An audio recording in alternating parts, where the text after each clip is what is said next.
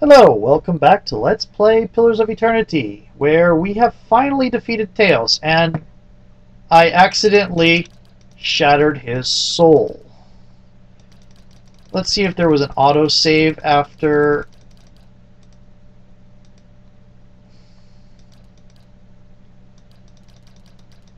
Nope, no autosave. So the only way I could go back and correct that is to do that bloody fight again.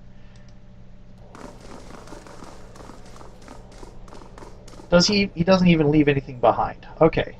So I'm going to do a save. Okay.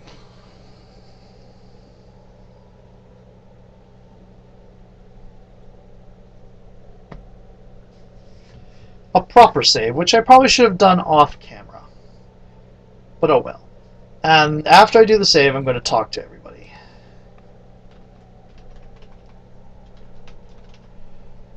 By the way, that was really short. That was pretty short for the battle. That was obviously the best I'd done the battle. I was expecting somebody would be unconscious by the end of it. Okay. Theos, he had a hold of your soul from a long time back, seems like. You get what you needed from him? I got an answer to an old question. Those can be hard to come by, but maybe that's best. Forces you to find your own footing. Yep. You'll be feeling better soon, then. Good. That's real good. You got it figured out what you're going to do about all that? Not yet. Ixiel's a mystic. She always approaches things as questions. Got a lot of people out there thinking they've been abandoned by their gods. There's not much that'll put the fear in you more than that. You can take my word for it. If it was in my power, and I know it's not, but if it was, I'd find a way to give them the courage to face it. Not because they think there's some god looking out for them, but because they've just got it in them.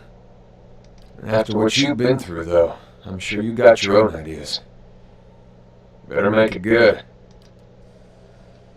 Okay. The end of the road greets us at last. You fared well, Watcher. Better than any Watcher has right to. Seems you were afield in need of a flames cleansing. In a manner of speaking. Would that my own trial had produced such an outcome. I had figured myself for the field all this time. But you were the field, and I the darkness. A lesson neither of durance nor of Margarin.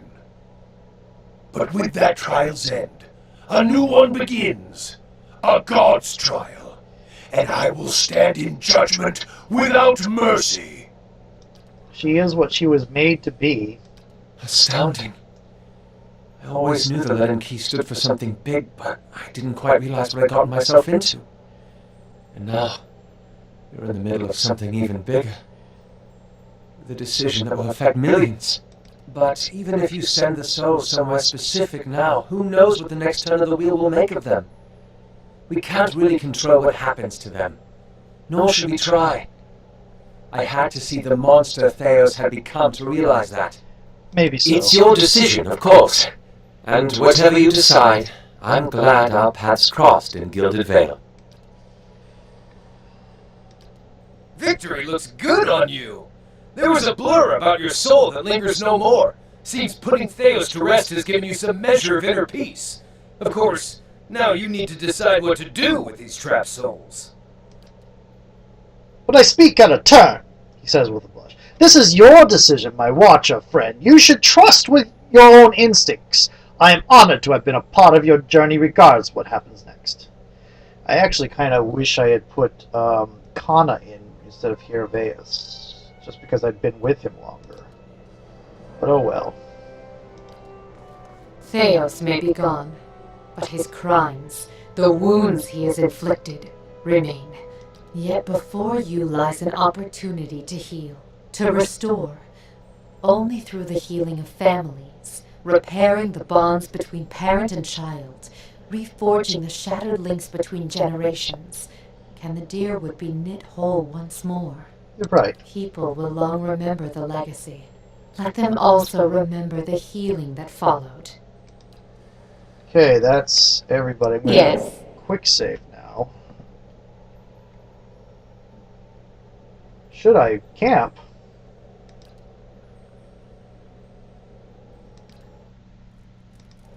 It let me camp. I'm going to quick save again. Certainly. Okay.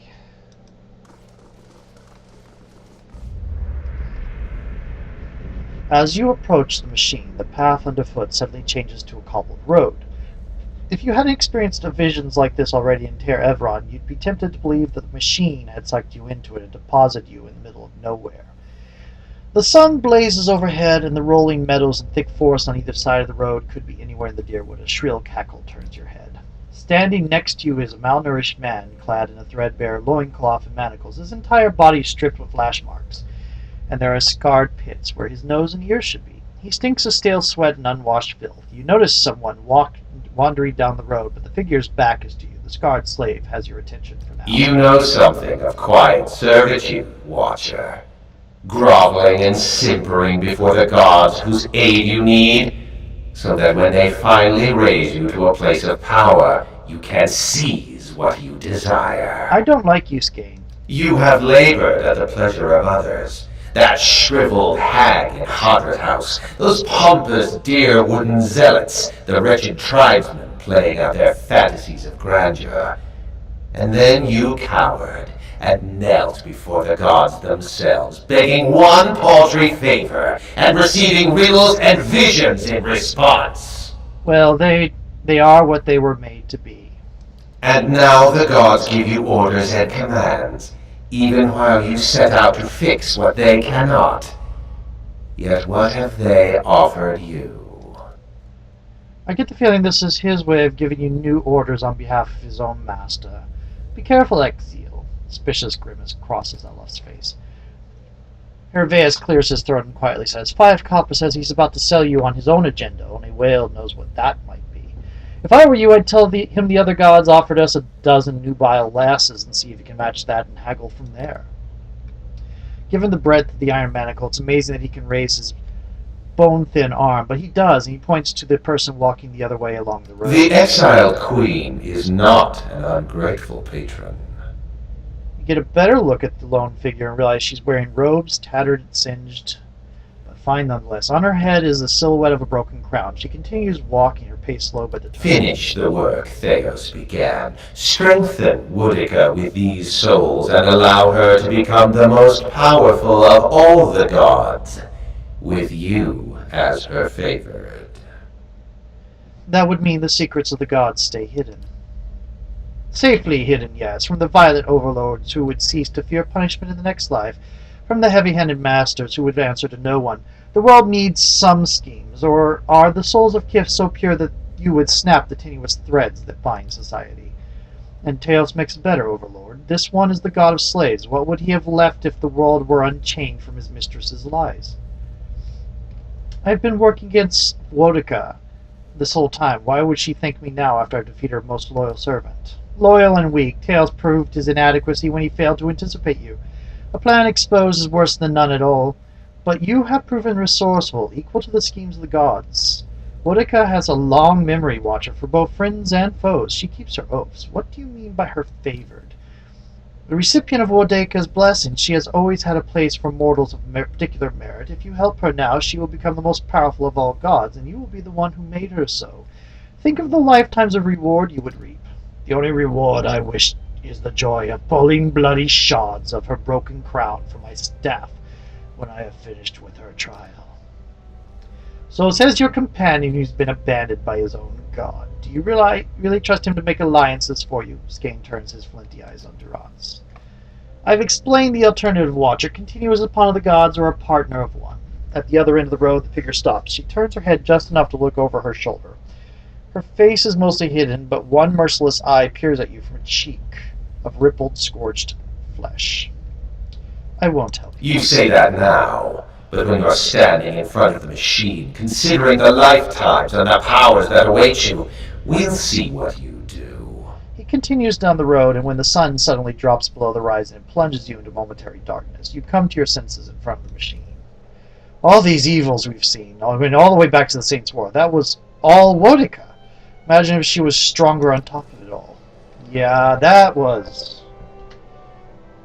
Apparently that's not an offer you get all the time. They were when I read after several failures, I read the strategy suggestions in Game Banshee, which is why I started focusing on the statues instead of Tails, because you get him down low enough, he goes into a statue, and then he comes out full health again. So you take down the statues before you take down him.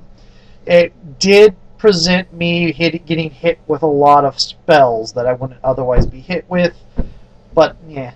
Anyway, it mentions that you'll have all your options, even the ones from Whale and Skane, if you had met them. And I was like, oh, well, I guess I didn't do the path that lets me meet Skane. And I was wrong. So apparently you don't always get that option.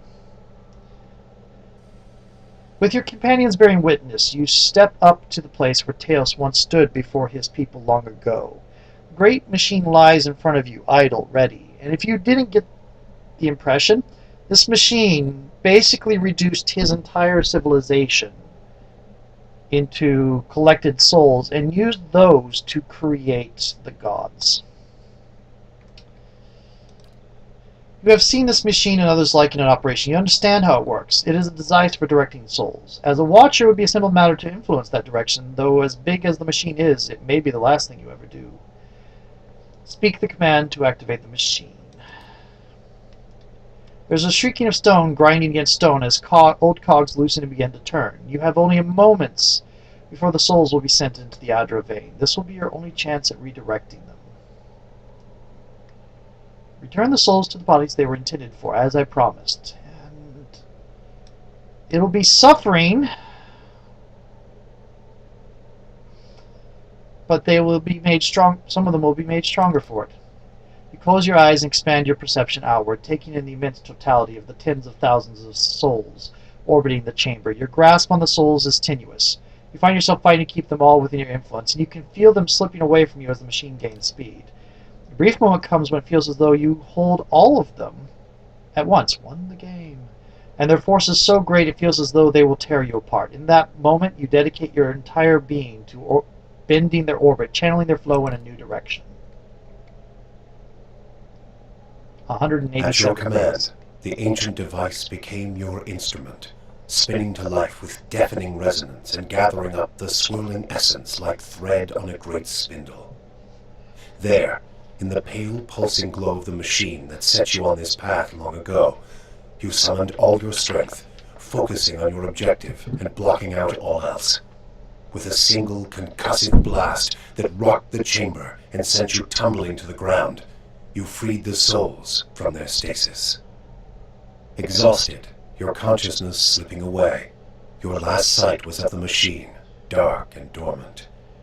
Then your eyes closed, and sleep welcomed you at long last. After coming to and searching for some time, you discovered the route Theos used to enter Sun and Shadow, and embarked on a long and arduous ascent back to the surface. You emerged in Terra Evron after days of tunneling through the rubble Theos had left behind, and when you stepped into the daylight, you were faced with a different Deerwood than the one you had left. At your direction, the souls diverted by Theos were guided back to the vessels originally meant for them. For the first time, parents of hollow-born children woke to the cries of their infants, and looked into their eyes to see them staring back. People fell to their knees where they stood, thanking Helia or Mogren, or even Aethys for their forgiveness of whatever guilt they felt they bore. But for all the relief that had come to some parents, others only found new grief. For many thousands of Hollowborn had died during Widewind's legacy, many by their parents' own hands. For those children, there would be no homecoming. Yet the last Hollow birth was in the past now, and those parents willing to risk trying for a new child were frequently rewarded, often with twins. Many felt they saw Helia's hand in it, and the year would be remembered as the year of Helia's splendor. Yes. Lord Radric's zeal had brought him back to life once, but it would not do so again. Radric's destruction at your hands spelled the end of his suffocating rule over Gilded Vale and the surrounding area. In his absence, the village prospered, becoming a popular destination for new settlers anxious to leave Defiance Bay after the riots. Without a nearby ruler, it also grew more wild, with many settlers moving on as soon as they'd arrived, turned off by lawlessness that was excessive even by Deerwooden standards. Nevertheless, despite the challenges of living there, Gilded Vale had survived, and would continue to survive for the foreseeable future. Following the assassinations of Duke Avar Wolfgren and Lady Webb, Defiance Bay was thrown into political upheaval. In the ensuing weeks, the streets had become the domain of looters and blackguards. Few dared to step outside their own doors alone or unarmed. But once the dozens had regrouped in the wake of the riots, they quickly put an end to the criminal activity. They patrolled the streets in droves and administered their brand of law on any perceived offenders. This was not the erratic justice of the mob, however. The dozens had taken to heart the strengths of their adversaries, the Knights of the Crucible, and emerged as a far more organized, disciplined force. With the waning strength of the other Defiance Bay powers, the leadership of the dozens took the opportunity to establish its own group as the dominant peacekeeping force in the city. The dozens would soon find themselves overwhelmed by the problems of a leaderless metropolis. But they found an uneasy new partner in the surviving forces of the Crucible Knights, who understood the city's infrastructure and were able to keep the worst of its problems under control. Though the machine atop Ter Noaneth had been disabled, it had not seen its last use. Heritage Hill was rebuilt, and no sooner had the first families moved in to resettle the district than members of the Leaden Key, acting under standing orders from their Grand Master, climbed the tower and reactivated the machine. The initiates slew a handful of the new settlers under cover of night, and watched as history repeated itself, the victims reanimating and devouring the survivors. After this second incident, How do I stop that? the district would remain abandoned. The Duke's assassination at the apparent hands of an Animancer had caused catastrophic rioting in the streets of Defiance Bay. But those who had escaped the melee in the palace hearings remembered the testimonies of the strange guest who had shown up that day and absolved Animancy, implicating the Leaden Key instead. The rumor spread quickly, and soon the popular belief was that the assassin had been a Leaden Key spy. When the legacy had lifted, people came to see it not as a sign that the riots had been according to the gods' wishes, as Theos had hoped, but as a confirmation that Animancy had never been the source of the problem in the first place. Deerwoodens instead convinced themselves that the riots had somehow purged Defiance Bay of Leaden Key spies, and that the end of Whitewind's legacy was their well-deserved reward. The rage against Animancers was quickly forgotten, and those who had survived were permitted to return to Brackenberry Sanitarium and rebuild it so they might resume their studies. The fortress of Cadnua emerged as a bastion of security in the midst of an untamed land, becoming the envy of every Thane and Earl in Deerwood. Legend grew over time of its impregnability, and stories of formidable invaders easily scattered by the keep's defenses became popular around the hearths of Deerwoodenians. Likewise, it also became a beacon to travelers, merchants, and visiting dignitaries alike. Reputed as the finest fortress in all Deerwood, people would journey from near and distant lands alike to experience its fabled hospitality and grandeur. I'm just realizing I didn't get rid of the Adair dragon. chose not to return home to Gilded Vale.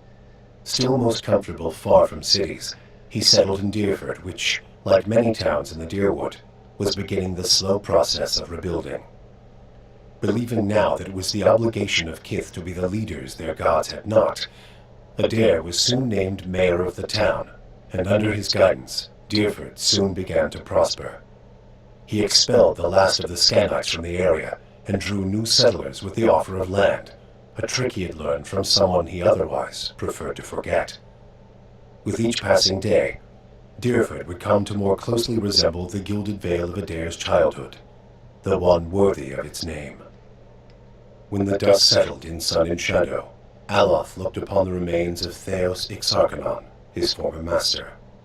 He saw where the Grand Master had gone wrong, and what would be required to undo the harm Theos had wrought. With a flick of his wrist, he burned Theos's robe, headdress, and every other symbol of the man's power, Never again, he vowed, should Kith live in fear and blind obedience to an authority they did not understand. Armed with the knowledge and courage he had gained on his journeys with the Watcher, he set out on the long and lonely task of dismantling the Leaden Key. With the Watcher's goals accomplished and his own vows fulfilled, Kahnarua sailed back toward Rauatai, thinking on the lessons his travels had provided him. By the time he landed at Tekoa, he understood what his path must be. Standing before the Lore College, Kahnarua explained that the tablet he sought had been destroyed, and so a true interpretation of the Tonvi Oratoa could no longer exist. The people of Rauatai would have to create their own. He described the many strange things he had seen in his travels, and announced his intent to pursue the accumulation of knowledge abroad, seeking answers to new questions. True to his word, Kana soon set sail on yet another expedition, and in Tekoa, his passionate accounts inspired many to follow in his footsteps. With Theos defeated and the souls released from sun and shadow, healthy children were born once again in the Dyrwood. The grieving mother sought a place where she might do penance for the birthing bell. She returned to Dyrford, where, to the astonishment of the villagers, she delivered the first healthy child in over a decade. She remained there, and with each new birth, she saw a measure of hope restored to the Dyrwood, and a measure of grace for her own troubled past. Durrance used Mogren's strength only until Theos had been cast from the world, and then swore off her influence entirely.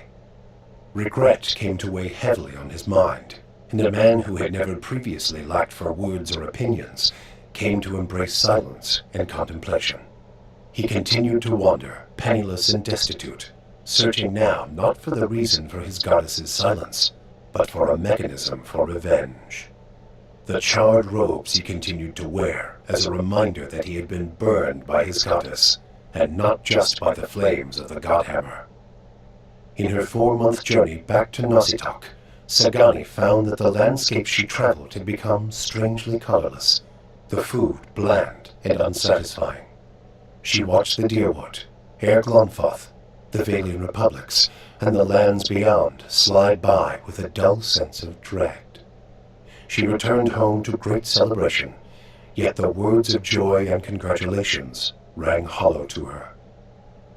Old beloved songs sounded toneless, the rituals of changing seasons became drudgery, and Sagani experienced her life back in Masuk as if in someone else's skin. So she fought to feel the worth of her actions, or at least to let her village feel them. Sagani. She led ever longer and more ambitious hunts, mentoring the younger rangers who followed her. On one such expedition, her party was beset by a blizzard, and she pressed on where her companions turned back. No. She did not return to Masuk. For you, the death of Theos brought an end to your waking visions, and a silence to the whispers of the past. In their absence, you were able to sleep. The questions of a distant lifetime ceased to trouble your soul. All that remained was what to make of the answer. But at the moment, there was little to be done, and the matter would have to wait. A long journey loomed ahead.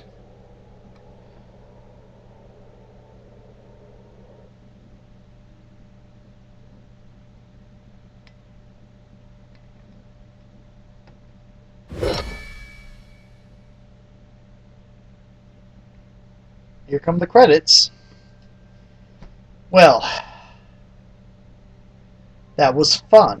It was an amazing story, but it was really long.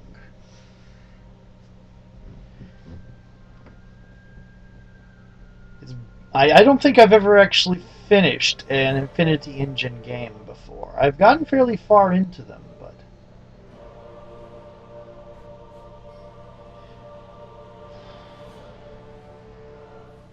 Pillars of Eternity development team.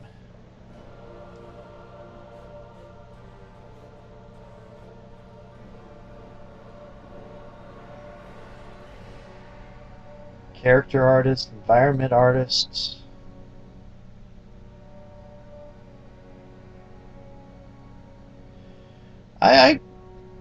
This is, I mean, a lot of the powers, a lot of the classes are pretty much taken directly from Dungeons and Dragons and renamed versions of D&D spells and such.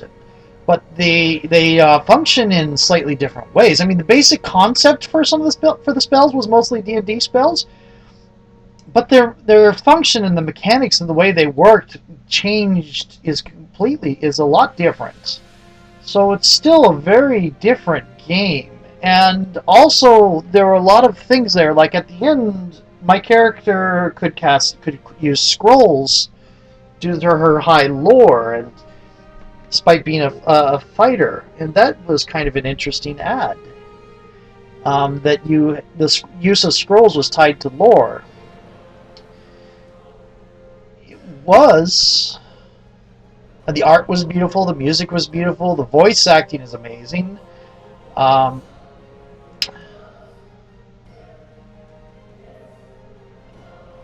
And I said a couple points that this game is deep, but really what it is this game cuts close to some of my deeply held beliefs. When a piece of fiction cuts close to a deeply held belief, or something cuts close to a deeply held belief of yours, it feels deep to you.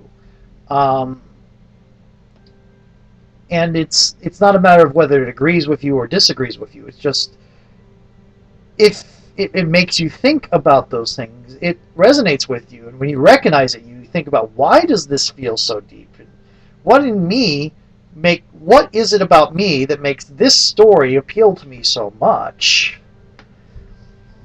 And it makes you think about what your beliefs are, whether you agree with what the game is saying or you don't agree.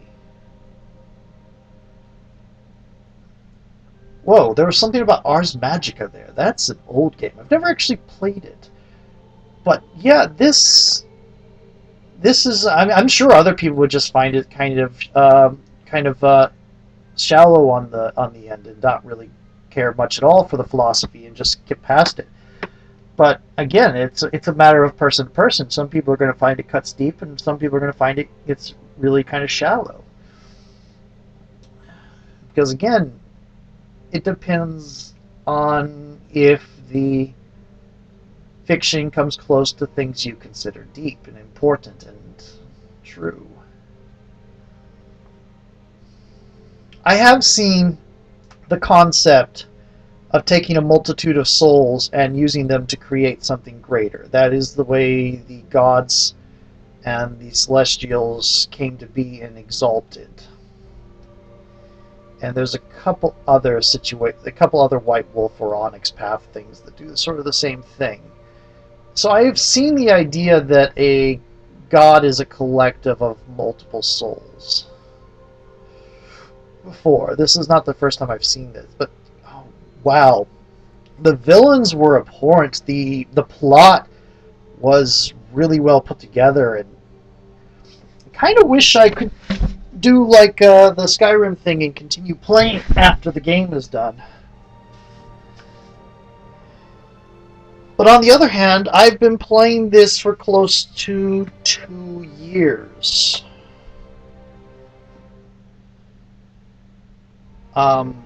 Just shy of 2 years I've been playing this game. Because I don't know exactly how many videos are on it right now. There was 170 some when I started recording this to get the buffer for my winter vacation.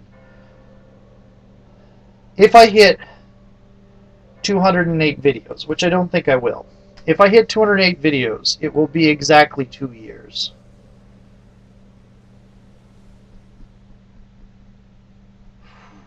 Because I release about 2 a week. I don't think I've deviated from that much at all.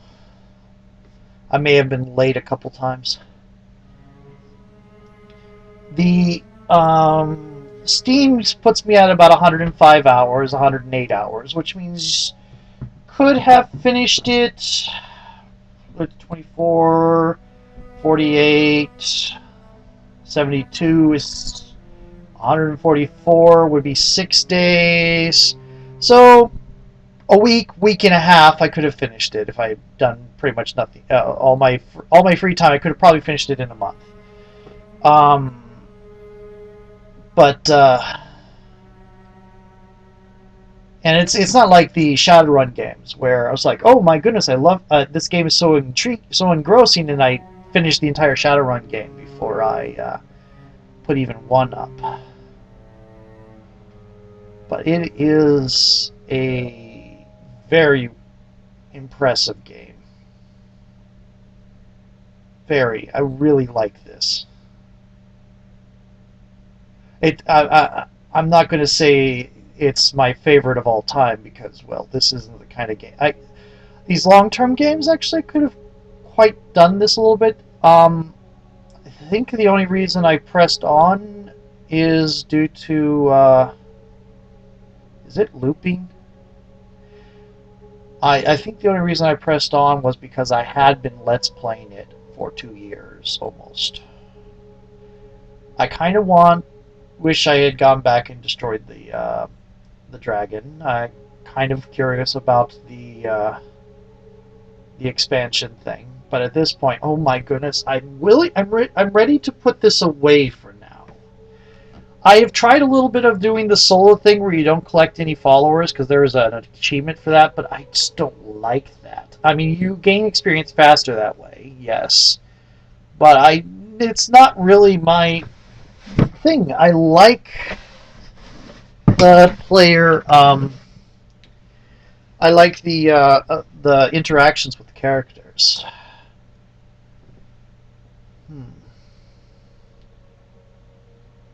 Very much so, actually. If I do this again, I would probably be doing something like a rogue.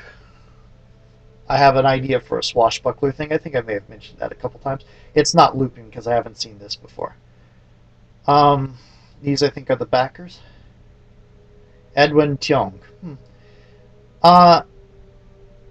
If I did this again, it'll be a while.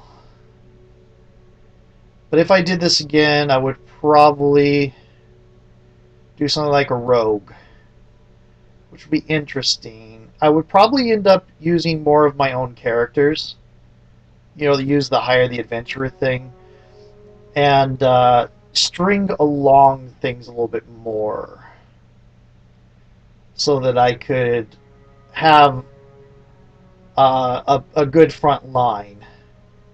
Like a paladin and a couple other things.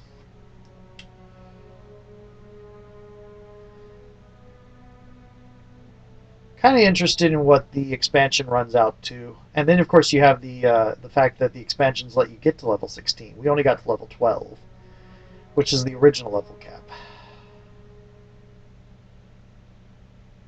Yeah, and we never completed even the first set of bounties. Huh. Kryn Shinobon. There's a Crystal Shard reference there. Icewind Dale. Vane Press. All the nicknames that are in here. Etchi. Chorus. What I would like to see, though, is I would kind of like to see a role-playing game like this done for superheroes. Maybe not quite as dark, but for superheroes. Because usually when you do a superhero game for the computer, it's based off existing IPs like Marvel or DC, and you end up playing one of the established heroes. And it's been forever since there was a good game out there for just sitting down by yourself and solo playing your own superhero.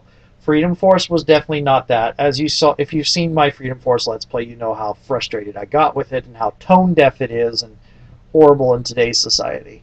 And how terrible the UI is, for that matter. The DC Universe is okay, but it's really, really heavy MMO.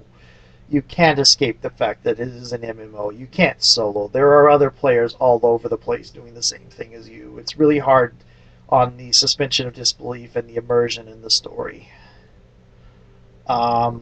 Champions Online, I have some bias against for among other reasons that I'm an oldie Champions player, and I don't like the way they went with the universe, and I don't like the art style they went with. It doesn't. But other than that, it is just a cumbersome game. The mechanics are not all that elegant. Even,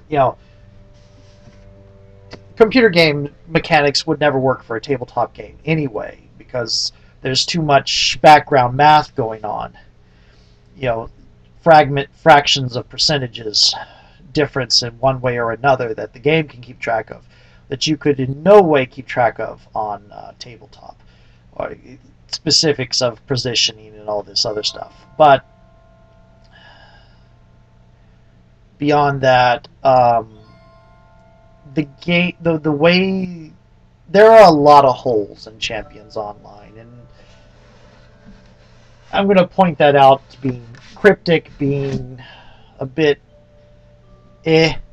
on making sure their games work. Jack Emmert himself is not very known for pulling off the details very well.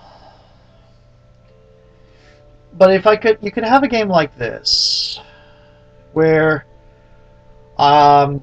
race and class, so you could have an origin, like you use City of Heroes. That was the last game I saw that you could do and make your own superhero and live through a story. And yes, it was an MMO, and yes, you could see other players, but most of the story was in instances, and you didn't have the intrusion on your suspension of disbelief nearly as bad as in DC Universe, where everything's open world and seeing tons of people doing the same thing you are and stuff like that. But yeah, it would be nice to see a role-playing game along the lines of Shadowrun, the Shadowrun games, or this, or the Infinity games, Pillars of Eternity et al. All built around the idea of a unique superhero setting where you play your own superhero. I mean, you wouldn't have as much in the way of collecting gear and such like that. You would have to have a fairly vibrant cosmetic situation going on. Maybe you would start out as a beginner, somebody who just recently got powers or something. But yeah, and then go along and meet other aspiring heroes or something. I would buy more superhero games if they were of the type that you could create your own character and weren't heavy MMO. I know the idea that you have to have a solid story to build around, and some things would be difficult, like putting in teleport and flight. This kind of game, the Infinity Engine doesn't really handle that very well. But yeah, I would definitely like something like this, where you can very subtly work in your character's backstory into dialogue options, make choices, and have the game accept that as the reality. Have points in the dialogue where you get asked something that is being used to determine what is the truth of your character, and then dialogues later on will be based on that determined truth. And classes would be difficult because, superheroes don't really follow the normal classes, but you could probably do it similar to the karma system, like in Shadowrun, the Shadowrun games.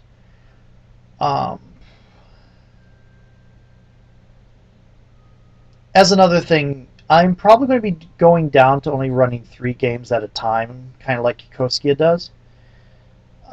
which means that as games start coming to completion, until I get down to 3, I'm going to just put them other games onto other days.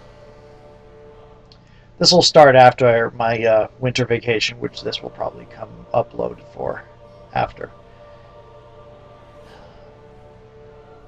Let's see. I may have mentioned this before. I mean, by this point, this is the end, so this will probably be getting posted up in January, maybe February. If I'm lucky. I might have fallen short of my my buffer. But if it's in December, I've fallen short of my buffer, but I don't think it. I think it will be in January. This one's ending. I'm in Act 3. At this point, I'm in Act 3 of Mask of the Betrayer, so that will probably be ending soon. I know I already have uploaded all the Shadowrun Dragonfall stuff, so that will be ending soon. I'm in the mood to play the Dragonfall, the Shadowrun Hong Kong, and they've got some graphical improvements that I like. For one thing, I could have played a skinny orc, but I've already played an orc. So the way Charming was supposed to look when I played Shadowrun Returns, how Charming was supposed to be rather slender and Asiatic and just orky, you can have the default the orc image is now that, but is now possible to play that. But anyway, going on. So Agarest will be continuing. I'm in Generation 2 now. So Agarest is still only about a quarter of the way done. I started Hellenica, but that one I don't think is a very long game, so that one will probably be finishing soon. Mask of the Betrayer, like I said, is getting close to the end of Act 2, and I think I might be moving into Act 3 fairly soon.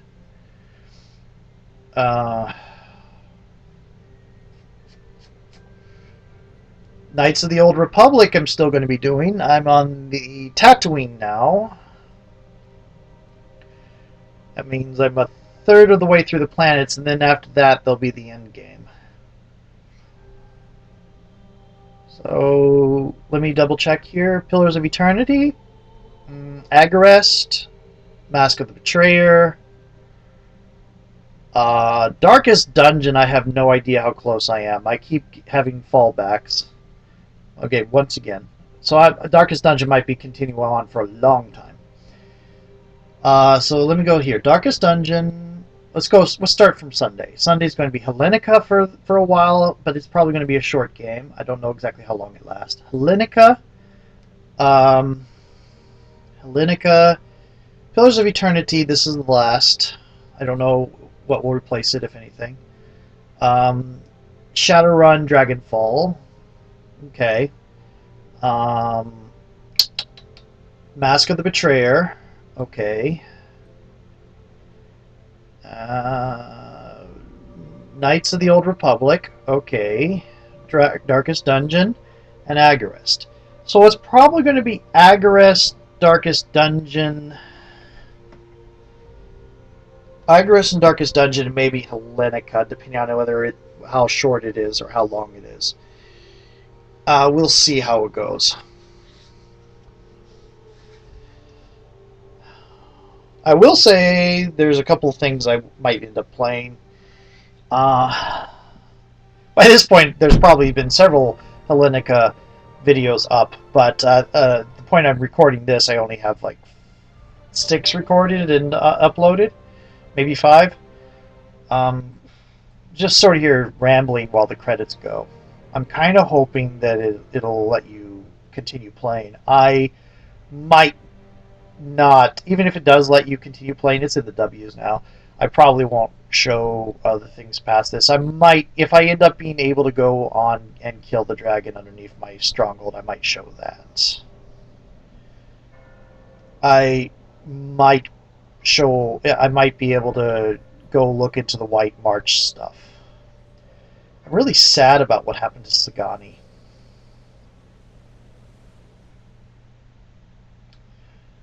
Did it restart? Oh no, this is additional backers. Let's hope this one's not as long. There is. They said there were 77,000, over 77,000 backers. There are a ton of backers to this game. Heedless Horseman, now headless as well. Hellhound 432.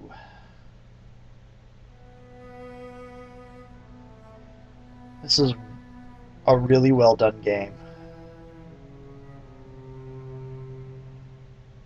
Oh, the darkness spikes in this game.